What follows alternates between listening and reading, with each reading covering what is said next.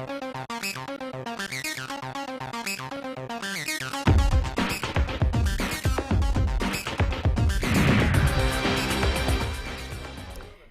देख रहे हैं आप हरियाणा न्यूज विशेष के साथ मैं हूं रेणु कैलाश।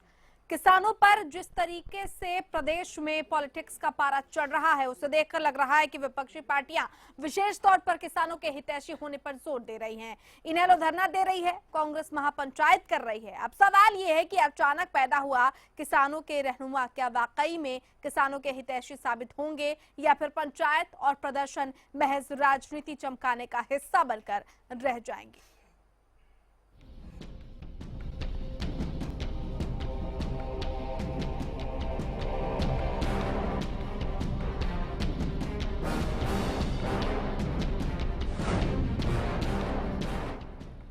तो आज दिन भर किसानों के नाम पर इनेलो ने सड़कों पर धरना दिया। कुरुक्षेत्र में कांग्रेस के बड़े बड़े नेताओं ने किसानों के सहारे सरकार को खूब घेरा। कुरुक्षेत्र में कांग्रेस की महापंचायत और इनेलो का धरना, और इस बीच सरकार की चुप्पी किस ओर इशारा करती है। पहले एक रिपोर्ट देखिए, फिर करेंगे इस पर विस्तार से चर्चा।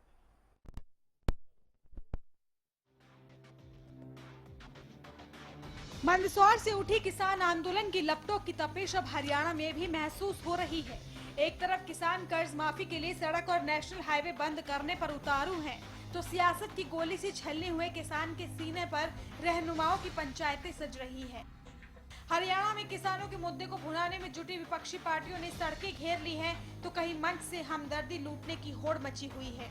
किसानों के लिए इनेलो सड़कों पर धरना प्रदर्शन कर रही है और कांग्रेस ने कुरुक्षेत्र में महापंचायत सजाई है।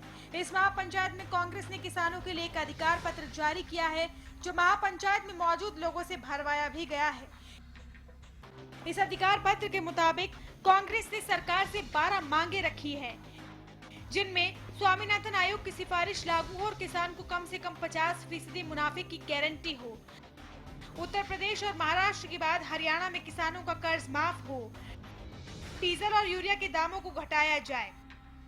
पॉपुलर और सब्जियों का न्यूनतम समर्थन मूल्य तय किया जाए।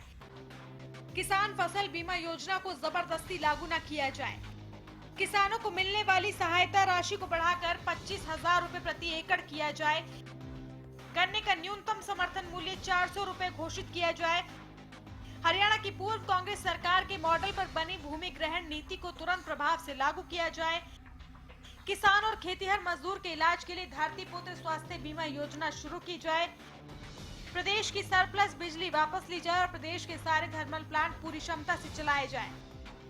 सुप्रीम कोर्ट के फैसले के मुताबिक SYL का निर्माण कराया जाए ताकि हरियाणा को उसके हिस्से का पानी मिल सके। बीजेपी घोषणा पत्र के मुताबिक 2 करोड़ नए रोजगार दे, नहीं तो हर महीने 9,000 रुपए बेरोजगारी भत्ता दे। मंच से कांग्रेसी सरकार पर खूब गरजे। सांसद दीपेंद्र ने बीजेपी के घोषणा पत्र में किए वादे गिना दिए। रोजगार मांगा, सरकार से हिसाब मांगा, जबकि कुलदीप शर्मा के तेवर भी गर्म थे और सरकार को घेरने के लिए मौका भी अच्छा था। 10 वर्ष लगातार, चाहे गेहूं की बात हो, चाहे धान की बात हो, धान का मूल्य लगभग 550 से बढ़ाकर 1400 रुपए प्रति क्विंटल न्यूनतम समर्थन मूल्य।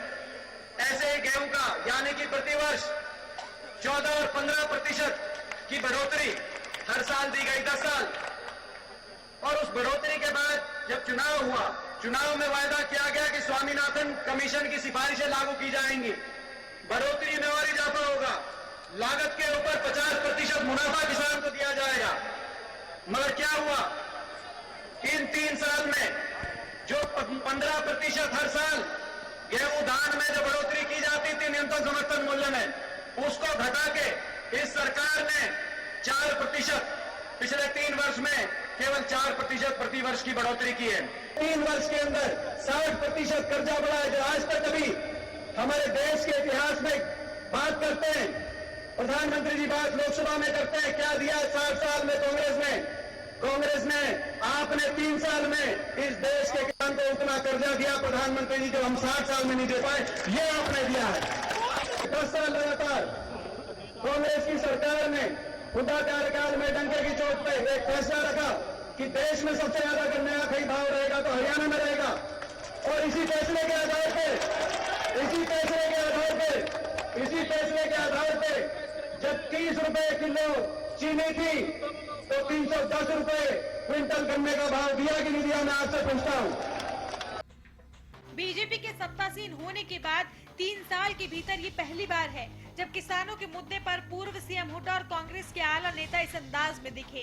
किसानों के कर्ज माफी और स्वामीनाथन आयोग की रिपोर्ट को लागू करने की मांग मंच से जोर शोर से उठाई गई। केंद्र सरकार ने भी और ये भारतीय जनता पार्टी जो हरियाणा की, उसने भी वादा किया कि हमारी सरकार बनाओ, हम स्वामीनाथन फार्मूला यहां लागू करेंगे। सरकार बन गई। उस समय जो स्वामीनाथन भी की थी और गेहूं के भाव की बात की थी, उन्होंने 2100 रुपए की मांग की थी, 2100 रुपए क्विंटल मिलना चाहिए। अरे उसके बाद तो कितनी लागत बढ़ गई, अगर वो हिसाब लगाओगे तो आज कितना मिलना चाहिए गेहूं का भाव? 2600 रुपए मिलना चाहिए। फसल बीमा योजना, कौन सी फसल बीमा योजना भाई? दुनिया में ये पहली फसल योजना है जो दोनों पार्टियों की बगैर सहमति की एक तरफा है। जब तक किसान सहमति नहीं लिखे, किसी की फसल बीमा योजना नहीं होनी चाहिए। महापंचायत के बाद कुछ सवाल भी उठते हैं। सवाल यह है कि क्या कांग्रेस की महापंचायत से होगा किसानों का भला? क्या सरकार मानेगी कांग्रेस का किसान अधिकार पत्र? क्या वाकई किसानों का हित देख रहे हैं विपक्षी दल? पूर्व सीएम हुड्डा ने अपने शासनकाल में किसानों का कर्ज माफ कर किसानों को बड़ी राहत दी थी, जिसका फायदा भी कांग्रेस को हुआ था। और अब कांग्रेस किसानों का कर्ज माफ करने के लिए मौजूदा बीजेपी सरकार पर दबाव बना रही है। इनेलो भी खट्टर सरकार को कर्ज माफी के मसले पर घेरने की पूरी कोशिश में है। सवाल ये है कि क्या वाकई विपक्षी दलों के किसान आंदोलन से किसान का कर्ज माफ होगा, या हर बार की तरह इस बार भी किसानों के कंधे चढ़कर नेता सियासी दौड़ में आगे निकल जाएंगे और किसान पीछे रह जाएगा। Bureau report, Haryana news. जी हाँ, कई अहम सवाल है। क्या विपक्षी दलों के दबाव का कोई असर देखने को मिलेगा? क्या सरकार की चुप्पी टूटेगी या फिर ये सियासत चमकाने का एक और तरीका है? चर्चा करने के लिए बहुत सारे खास मेहमान हमारे साथ मौजूद हैं। उन सभी का परिचय आपसे करा देते हैं। हमारे साथ राजनीतिक विश्लेषक के तौर पर अनिल आर्य साहब हैं, बहुत स्वागत है सर आपका। नेता बीजेपी सुदेश कटारिया, बहुत स्वागत है कटारिया जी। और नेता कांग्रेस डीपी कौशिक, तीनों खास मेहमानों का बहुत स्वागत है। सबसे पहले आर्य साहब, कैसे देख रहे हैं आप इस पूरे मामले को? क्या आपको लग रहा है कि वाकई वही पुरानी जो चीजें दोहराने की कोशिश, सियासत चमकाने की कोशिश? किसान की जो समस्या है वो आज की समस्या नहीं है। जब से देश आजाद हुआ है तब से तमाम पॉलिटिकल पार्टी इस बात को बार बार कहती रही है कि हम किसान का उद्धार करेंगे, किसानों की समस्याओं को दूर करेंगे, गरीबी का उन्मूलन करेंगे, भ्रष्टाचार हटाएंगे।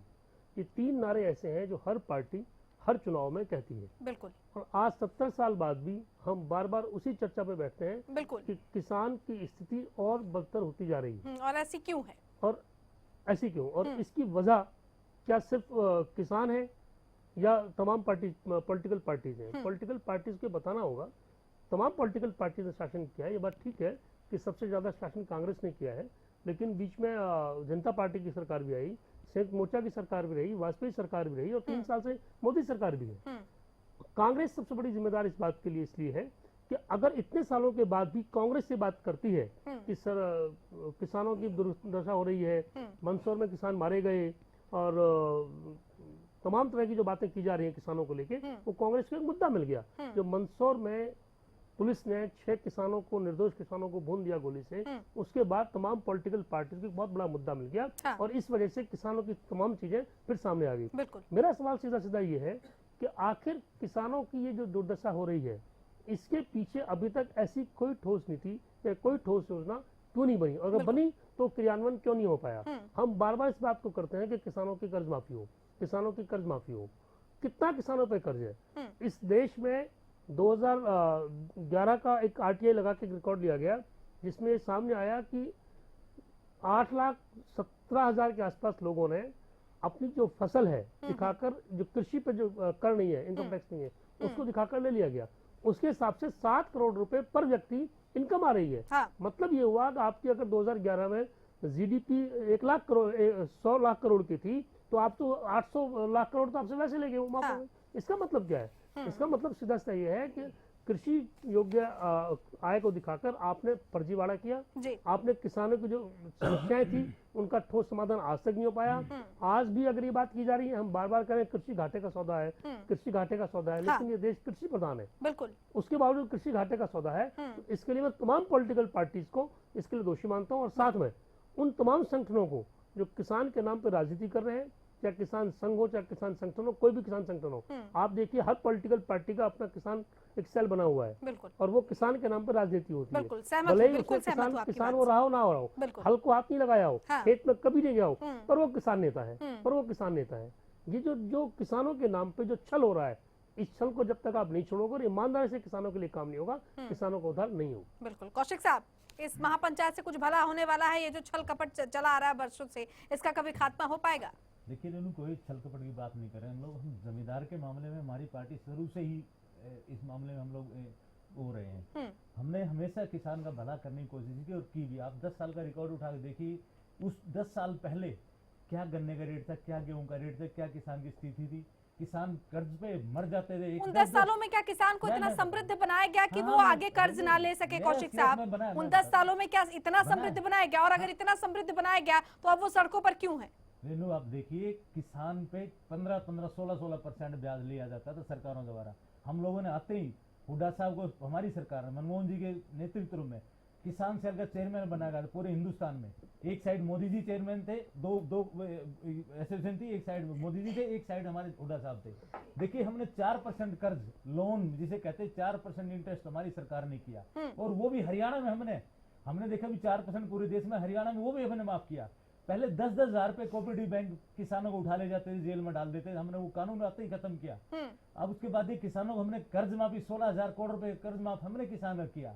अब एक कहावत होती थी हुड्डा राज में कि हुड्डा तेरे राज में जीरी गई जहाज में। 4200 रुपए आज तक इतिहास का रिकॉर्ड है, कभी 4200 रुपए जीरी नहीं है। हमारे हराज में 4200 रुपए जीरी हुई। गेहूं का भाव देखिए 250 रुपए, ये तो मोदी जी ने स्क्वायर स्वीकार किया गुजरात में जाके। हाँ, हरियाणा के अंदर हमारे कृषि मंत्री भी कहते हैं सबसे ज्यादा गन्ने का रेट है। हमने किसान की दुर्दशा को समझा, हमने एक किसान पॉलिसी बनाई थी जो लैंड एक्विजिशन हमारी पॉलिसी है, इसलिए पूरे हिंदुस्तान में उस पॉलिसी को सराहा गया था कि आज हमने किसान के लिए, आप देखिए, अगर उसकी जमीन एक्वायरमेंट जाती है, उसको उसकी भाव कीमत मिलती है, उसके बदले उसको 1000 मीटर का प्लॉट उसी प्लॉट के अंदर दिया जाता है कमर्शलाइज करने के लिए। तो हमारी पॉलिसी में कहीं कोई दिक्कत नहीं, और नहीं हमारी पार्टी कभी किसान के ऊपर राजनीति करती। मुझे एक बता दिए, 10 साल के अंदर कोई भी घटना हमारे राज्य के अंदर किसान के प्रति हुई हो तो छोटी मोटी 2 रुपए के चेक आपकी भी सरकार में बांटे गए, आपकी भी सरकार में किसानों ने आत्महत्या की। कैसे भूल जाते हैं आप महाराष्ट्र के विदर्भ की बातें? आप कैसे भूल सकते हैं कौशिक साहब? आप सिर्फ हरियाणा की बात मत कीजिए, आप पूरे देश की बात कीजिए। कंडेला में देखिए, आप पूरे देश की बात कीजिए। कौशिक साहब, आप सिर्फ हरियाणा को छोड़कर आप कैसे भूल सकते हैं महाराष्ट्र के विदर्भ में क्या हुआ? वो आप कैसे भूल सकते हैं? हरियाणा में भी कुछ ऐसा ही हुआ, वो आप कैसे भूल सकते हैं? किसानों की आत्महत्या आप लोगों की तमाम पॉलिसियों का जवाब है। चाहे वो कांग्रेस हो, चाहे वो इनेलो हो, चाहे वो बीजेपी की सरकार हो, वो तमाम जो आत्महत्याएं हैं या जो तमाम सड़कों पर विरोध प्रदर्शन हो रहा है, वो पॉलिसियों का ही नतीजा है। रेनू, मैं 1 सेकंड का टाइम लूंगा। मुझे मेरे बड़े भाई बैठे हैं यहाँ पे, अरे साहब मुझे ये बता दिए 10 साल के अंदर कोई भी महापंचायत किसानों की कहीं पर भी हुई और बताइए मुझे। अरे साहब, कहीं कोई तकलीफ हुई किसान को बताइए मुझे। आज अगर ये बात आ रही है कांड हुए सारे। कौशिक जी, मुझे सिर्फ एक बात का जवाब दीजिए, सन 47 से लेके आज तक सबसे अधिक सत्ता में कौन रहा? बिल्कुल, आपने 10 साल हुड्डा राज की आप बात कर रहे हैं। उससे पहले चौधरी भजनलाल जब सीएम थे, आपकी पार्टी के सीएम थे, कांग्रेस के सीएम थे, जब कादमा कांड हुआ था जिसका खामियाजा 96 में भजनलाल सरकार को बाहर होना पड़ा, हरियाणा विकास पार्टी और बीजेपी की सरकार बनी थी। आप ये मत कि कांग्रेस सब कुछ किया। अगर जो सुन लीजिए, उसमें किसान मारे गए थे कादमा में, सबको पता है। आपको नहीं पता तो मेरे को कोई इलाज नहीं है। इनेलो की सरकार में अरे सुनो यार, सुनो भाई, आप अपने कांड को भी याद कीजिए, दोनों कांडों को याद कीजिए। मैंने कहा ही नहीं कहा की बात कीजिए। कादो में किसान मारे गए, कन्नौज में किसान मारे गए, कोई नई बात नहीं है। आप जितने दिन सत्ता में रहे हैं, आप 10 साल में आपने सब कुछ ठीक कर दिया। सारी बात आपकी मैंने मान ली कि सुड्डा तेरे राज में जीरी जाए जहाज में, लेकिन अगर 10 साल में आपने किसान का बेस इतना मजबूत कर दिया तो उसके बाद क्या हुआ? इसीलिए ये सवाल मैंने शुरुआत में उठाया था कि अगर आपने इतना ही समृद्ध कर दिया सर, तो अब ये हालात क्यों हैं? एक चेक नहीं था जो क्लरिकल मिस्टेक है कि टालना चाह रहे हैं, बिल्कुल एक चेक नहीं था वो। दूसरी बात, आप जिस भूमि अधिग्रहण बिल की बात कर रहे हैं, बड़ी अच्छी बात है कि आप भूमि अधिग्रहण बिल लाए। कब लाए? सन 47 से लेके 2014 तक बिल्कुल किसकी सरकार थी? अंग्रेजों के टाइम के कानून चला रहे थे, क्यों नहीं बदले? आनंद फंड अब क्यों बदले गए? तो आपको जवाब देना पड़ेगा। सबसे ज्यादा सरकार आपकी रही है। कटारिया साहब, इस मामले में अब बीजेपी की चुप्पी भी लगातार खल रही है, आखिर बीजेपी चुप क्यों है? देखो मैडम जी, मैं आपको बता देना चाहता हूँ, जैसे मेरे बड़े भाई कौशिक जी आर्य साहब बता रहे थे कि हुड्डा साहब ने पिछले 10 साल में इस तरीके के किसान हित की नीति एक बनाई। अगर किसान को समृद्ध किया जाता, अगर किसान को राहत पहुंचाई जाती, तो आज ये कगार ना होता कि किसान रोड पर आ जाते। और आज मैं आपको बता देना चाहता हूँ मैडम जी, किसान रोड पर कम और विपक्षी नेता दल ज्यादा है। ये आप आंकड़े के आधार पर भी जानते हैं और वैसे भी जानते हैं। भूपेंद्र सिंह हुड्डा एक कॉमर्शियल मुख्यमंत्री साबित हुए हैं, जिसके पिछले दिनों में कितने आपको आंकड़े मैं आपको बताऊं और कितने मामले उजागर करूं जिसमें सीबीआई ने उसको दोषी घोषित किया है और उसकी रिपोर्ट आने वाली है। जल्द ही उसके खिलाफ मामला दर्ज हो जाएगा। आज तक के 1947 में हिंदुस्तान आजाद हुआ था, उससे लेकर आज तक के सबसे भ्रष्ट मुख्यमंत्री भूपेंद्र सिंह हुड्डा है।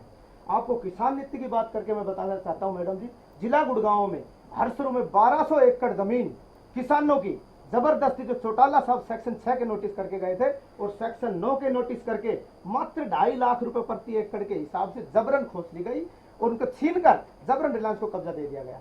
आज के दिन बात स्वामीनाथन रिपोर्ट की कर रहे हैं। 2 दिन पहले प्रोफेसर स्वामीनाथन जी ने माननीय प्रधानमंत्री जी को और भारतीय जनता पार्टी को जो उन्होंने रिपोर्ट के अनुसार आंकड़े दिए हैं, उनमें 1-2 को छोड़कर 100 के 100 नंबर दिए हैं।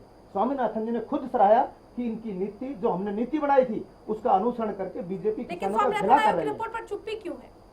कहा चुप्पी? चुप्पी ये है, तो विपक्षी शोर मचा चुप्पी है। नो, मैं बताता हूँ। इनके राज में गन्ने का समर्थन, गेहूं का समर्थन मूल्य 1350 होता था, 1650 रुपए। दक्षिण हरियाणा में जहां तक किसान पिछले 35 सालों से पानी नहीं आया, भारतीय जनता पार्टी की सरकार में 12 गांवों के दक्षिण हरियाणा में धनचोली और हसनपुर माइनर में 35 साल का रिकॉर्ड कायम करके माननीय मुख्यमंत्री मनोहर लाल खट्टर ने एक ऐतिहासिक काम किया उन 12 गांवों को पानी देने का। पिछले 35 सालों से वहां पानी की बूंद तक नहीं गई। और मैं कितने मामले आपको गिनाऊं कि भारतीय जनता पार्टी किसान हितैषी है। आपको मैडम जी 2 मिनट और लूंगा। किसान की जो रीढ़ है, जो किसान कमा के देता है किसान को, दलित उसके साथ लगा हुआ है, अनुसूचित वर्ग उसके साथ लगा हुआ है। पिछले 35 सालों से 40 सालों से बैकलॉग के आधार पर पूरे सरकारें, भूपेंद्र सिंह हुड्डा की सरकार रही, चाहे ओम प्रकाश चौटाला की सरकार रही, बैकलॉग के नाम लेकर उनको बरगलाती रही।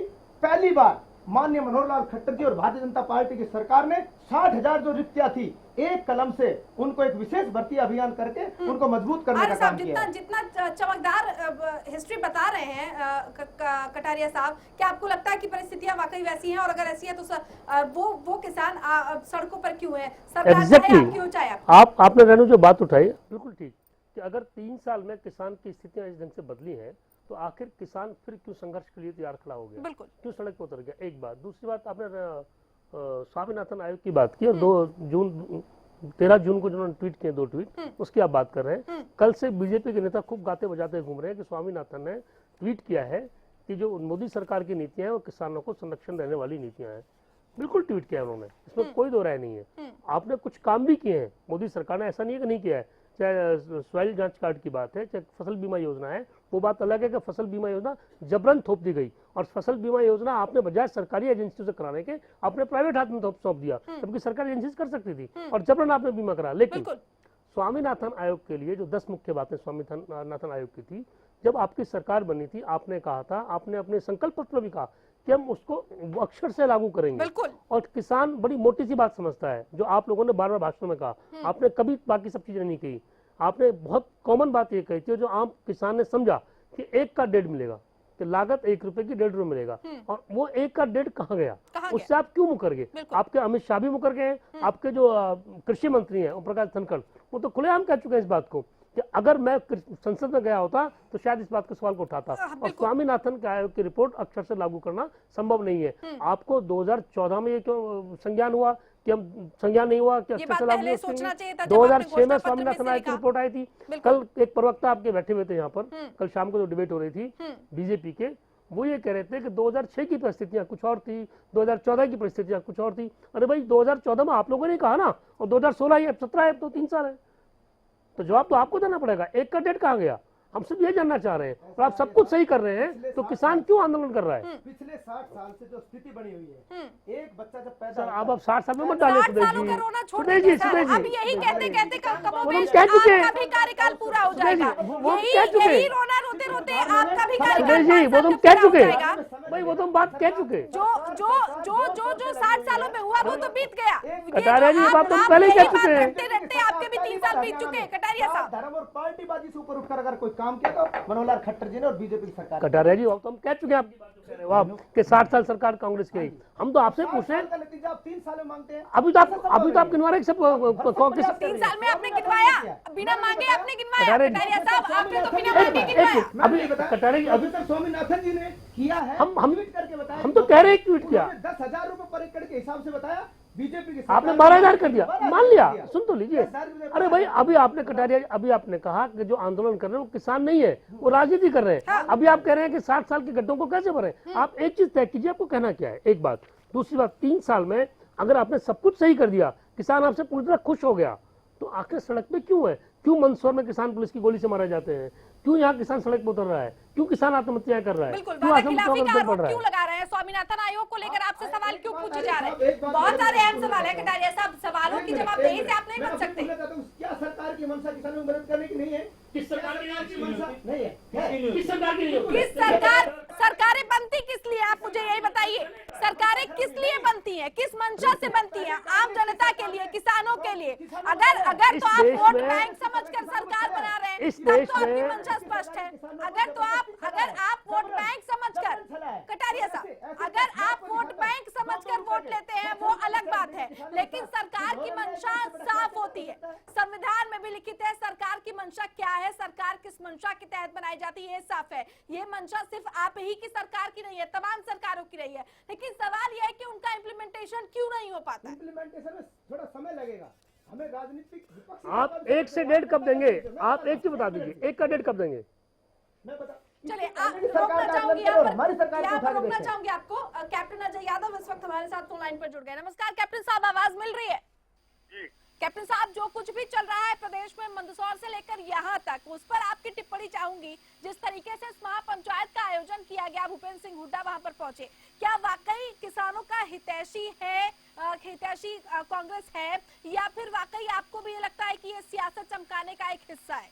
सही और मैं चाहती हूँ कि बिल्कुल स्पष्ट और ईमानदारी वाली राय आपकी चाहिए। देखिए, ऐसा है कि अगर वो भूपेंद्र सिंह हुड्डा भी किसान है, मैं भी किसान हूँ, हम किसान परिवार से हैं, और सरकार ने ये वायदा किया था कि स्वामीनाथन रिपोर्ट लागू हम करेंगे और उसमें 50% का प्रॉफिट जो है ये इनके मैनिफेस्टो में है। दूसरा, इन्होंने अगर कर्ज यूपी के अंदर अगर प्रधानमंत्री जाकर कर्जा माफी की बात करते हैं तो पूरे देश में माफी करने में क्या दिक्कत है उनको? अगर यूपी के सरकार के समय में 75,000 करोड़ रुपए हम लोगों ने माफ किए थे किसानों के, तो केवल ये चुनावी मुद्दा बनाकर यूपी में गए थे क्या? तो किसान जो है आज जो है ये यहाँ तक ला रहे हैं। अभी पिछले दिनों यहाँ पर ये चल रही है कि जो बड़ा किसान है उसकी जो है हम बिजली में जो सब्सिडी वो खत्म कर देंगे। इनसे पूछो, 18 एकड़ तक की लिमिट है किसान के पास, और जितनी छोटी खेती कम जमीन होती है उतना ही नुकसान होता है। और जितना बड़ा फार्मर होगा आज के समय में, जो अन्नदाता है, आप उस पर हर प्रकार के टैक्स लगाने की बात कर रहे हैं। आप देखिए, घी के ऊपर भी 18% इन्होंने टैक्स लगा दिया। तो मेरा कहने का मकसद ये है कि जो किसान जो है आज त्रस्त है और कर्जे से दबा हुआ है, और मैं समझता हूँ कि बिजली नहीं आती है, टाइम पे नहीं मिलता, खाद महंगा हो गया है। 3 सालों में ही आया कैप्टन अजय यादव साहब, या पहले से भी था? जी, ये कर्जा जो है वो क्या बीजेपी सरकार के ही शासनकाल में आया या पहले से भी था? देखिए, ऐसा है, हमारे समय में जैसे फसल अगर जब बर्बाद हुआ करती थी तो सरकार बकायदा उसके लिए उसका सर्वे करके हम उनको बकायदा जो नुकसान हो, ओलावृष्टि हो या वैसे हो, उनको हम पैसे दिया करती। इन्होंने वो बात खत्म कर और फसल बीमा योजना लागू कर दी, और फसल के अंदर, सुन तो लिए, फसल के अंदर जो है बीमे के पैसे भर दिए और पैसे भी किसी को दिए नहीं। तो ये कोई तरीका थोड़ी ना है जो इन्होंने काम किया है। और हमने कभी ये नहीं कहा था अपने मैनिफेस्टो में हम स्वामीनाथन रिपोर्ट लागू करेंगे, 50% प्रॉफिट देंगे। और इनके जो धनखड़ जी हैं, ये तो राष्ट्रीय अध्यक्ष से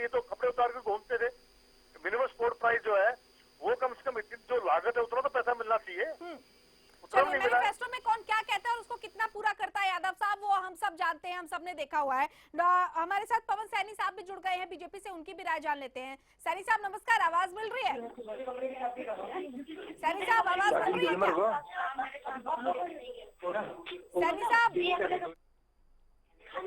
सैनी साहब कार्यकर्ताओं से घिरे हैं क्या आप? नहीं बोलिए कार्यकर्ता हैं जी अच्छा। सैनी साहब, जिस तरीके से प्रदेश का किसान सड़कों पर है, या यूं कह ले पूरे देश का किसान सड़कों पर है, हरियाणा के संदर्भ में ज्यादा हम बात करेंगे। कांग्रेस ने महापंचायत की है जिस तरीके से, और बीजेपी की चुप्पी है, कई सारे सवाल खड़े कर रही है। इस पर आपकी प्रतिक्रिया जानना चाह रही थी मैं। देखिए, कांग्रेस जो है ना, कांग्रेस के लोग, एक तो बात कहूंगा, कांग्रेस के पास कोई मुद्दा नहीं है, मुद्दा विहीन है। दूसरा, ये कांग्रेस के जो लोग हैं सब अपना अपना अस्तित्व बचाने में लग रहे हैं, अपनी अपनी जो है ना मौजूदगी दिखाने में लग रहे हैं ऊपर हाईकमान को। अपने हरियाणा के अंदर देखो जी, मैं इसके अंदर मैं कांग्रेस हूँ। अदरवाइज इनके पास कोई मुद्दा नहीं है। इनके पास बोलने लायक कोई काम नहीं है। जितने मतलब किसानों के साथ ज्यादतियां इनके समय में हुई है, लेकिन वास्तव में अगर किसानों का भला करने वाली सरकार है, भारतीय जनता पार्टी की सरकार है। जिस दिन से सरकार बनी है, कोऑपरेटिव सोसाइटी बैंक का उनका ब्याज 0 कर दिया है, और देश के इतिहास में पहली बार 1092 करोड़ रुपए का हमारी सरकार ने उनको मुआवजा देने का काम किया। कहीं फसल बीमा किसानों के लिए किया। मुझे ये बताइए, पूरे सीजन के अंदर, गर्मी के सीजन में कहीं किसानों का बिजली को लेकर जाम लगाओ? क्यों नहीं जाम लगाया? क्या बात कर रहे हैं सर? कितनी बार हमने इस खबर को प्रमुखता से दिखाया है। बिजली का मुद्दा हो, पानी का मुद्दा हो, सड़क का मुद्दा हो, आप कम से कम इन मसलों पर मत बोलिए सर। आप इन मसलों पर तो कम से कम मत बोलिए, क्योंकि हमने कितने प्रोग्राम ऐसे किए इसी स्टूडियो में, इसी चेयर पर बैठ के मैंने सैकड़ों ऐसे प्रोग्राम किए। कम से कम उस मसले पर तो मत बोलिए आप। नहीं बिल्कुल ही। मैं देखिए, मैंने कई काम गिनवाए, मैंने आपको गिनवाए हैं। सरकार ने फसली ऋण के ऊपर कोई ब्याज नहीं पहले से माफ करो। नहीं, मैं बताना चाहता हूँ। गेहूं का रेट जब से देश आजाद हुआ 100 रुपए जो है पर क्विंटल MSP आज तक कभी हुआ नहीं है। हरियाणा सरकार ने दाल खरीदने का काम किया MSP के ऊपर। आप बताइए मुझे, ये इन्होंने कभी किया ऐसा काम?